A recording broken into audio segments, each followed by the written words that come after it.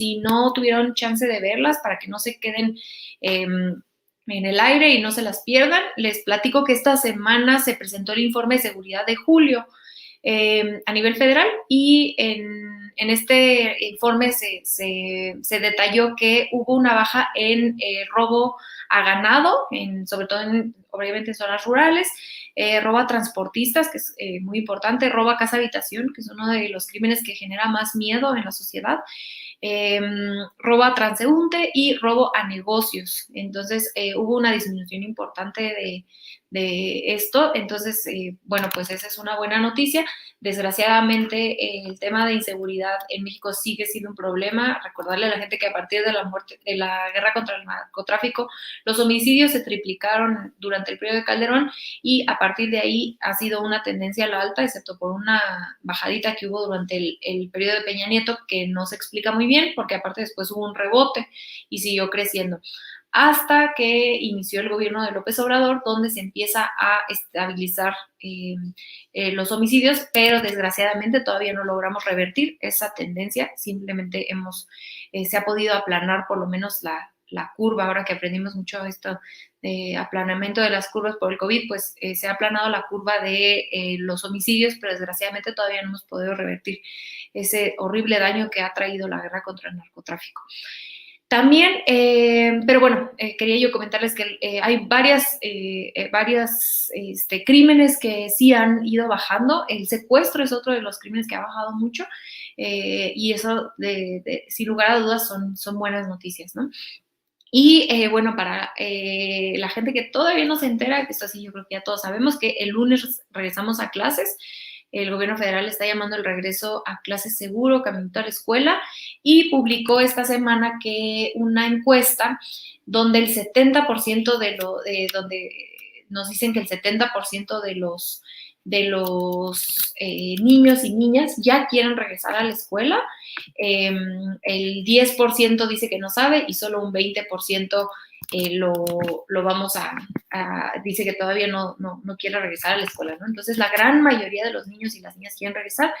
Es un regreso seguro, se va a trabajar mucho en la limpieza, en las medidas sanitarias, pero tanto la UNICEF como el gobierno federal han hecho mucho énfasis en que el regreso a clases es una necesidad para el bienestar de la niñez. Y aquí recordarle a la gente que México es uno de los países en el mundo, junto con Bangladesh, que ha regresado a clases, ha tenido menos días de regreso a clases, ¿no? El resto de los países han tenido periodos de regreso a clases muchísimo más amplios que México y las consecuencias de no regresar a clases en la niñez han sido muy graves. Entonces, bueno, pues con mucho cuidado y recordarle también a la gente que esto es una decisión por familia, si las circunstancias de sus familias les hacen decidir que lo mejor para sus hijos o hijas es que se queden en casa, eso también es posible y pueden seguir con su educación a distancia, ¿no? Ahora sí que acá este gobierno tiene esta premisa de prohibido prohibir, entonces aquí es una decisión que toman las familias, pero que las condiciones ya se van a dar para que las familias puedan decidir si mandan o no mandan a sus hijos a la escuela, ¿no? Entonces creo que eso es una buena noticia también. También les platico que el presidente López Obrador viajó a Veracruz por el huracán Grace y para asegurarse que el apoyo a los damnificados pues fuera correcto. Se explicó durante este viaje con el gobernador del estado de Veracruz el escándalo de corrupción que era el Fonden, este fideicomiso para desastres naturales, y se dio un ejemplo de Soriana donde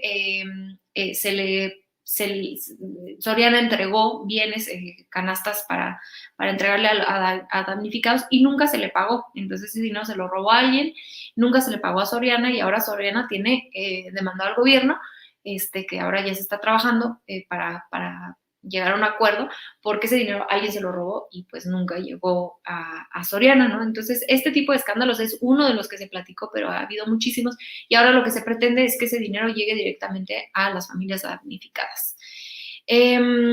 También, esta semana, para quien no estuvo al tanto, el presidente indicó que, pues, en cuanto a la revocación del mandato, si el INE no tiene las ganas,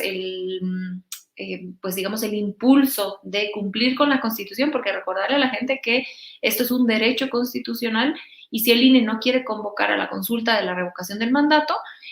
pues él no descarta que la ciudadanía apoye, así como sucedió en la consulta popular, y exija este derecho mediante la organización y pedir el número de firmas necesario, ¿no? Entonces, esto también es otra de las disputas que se ha tenido con el INE, que últimamente o casi que siempre no ha hecho un trabajo de árbitro democrático, sino más bien un actor político, ¿no? Pero bueno, esa es una opinión que yo tengo humilde, pero que creo que se fundamenta en muchas de las decisiones que ha tomado el INE. Y justamente hablando del INE, por si no se enteraron, ahora sí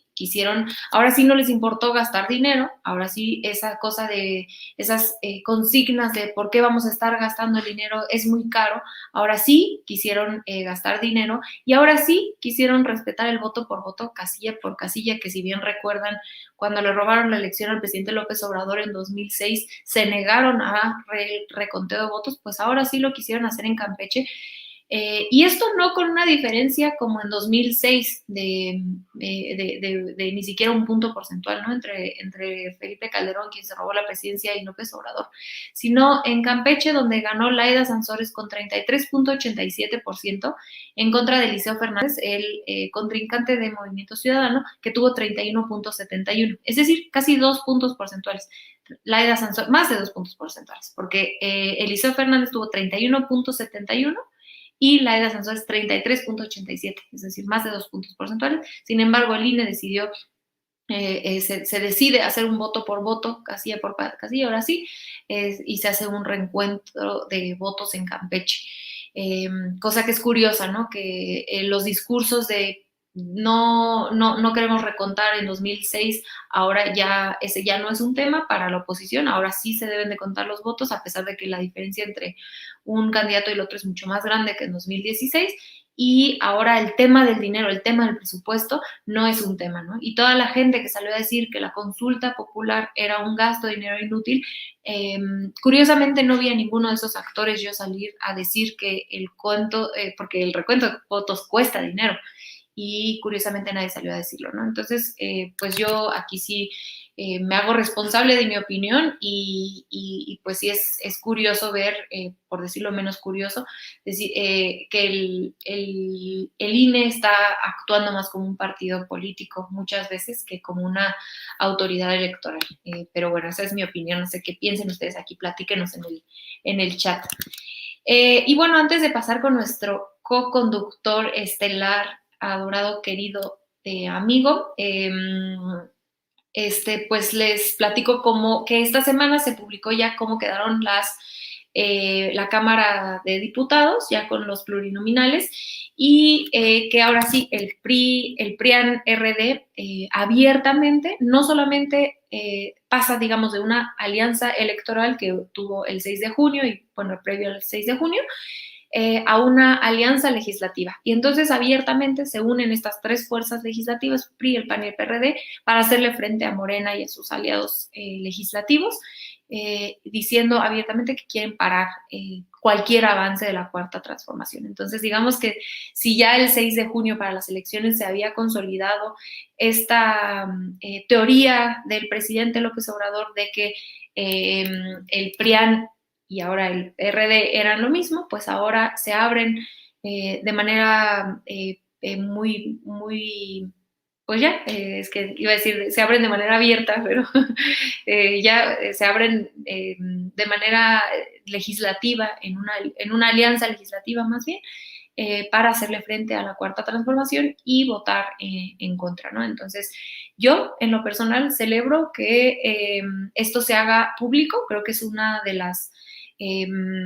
de los resultados de que la vida pública ahora es más pública, y yo la verdad es que celebro que en vez de ser cínicos y hacerlo por abajito de la mesa, ahora lo hagan públicamente y que digan somos una alianza opositora, no tenemos una ideología, no tenemos un proyecto de nación porque no lo tienen, no lo han presentado. Sin embargo, nos unimos para echarnos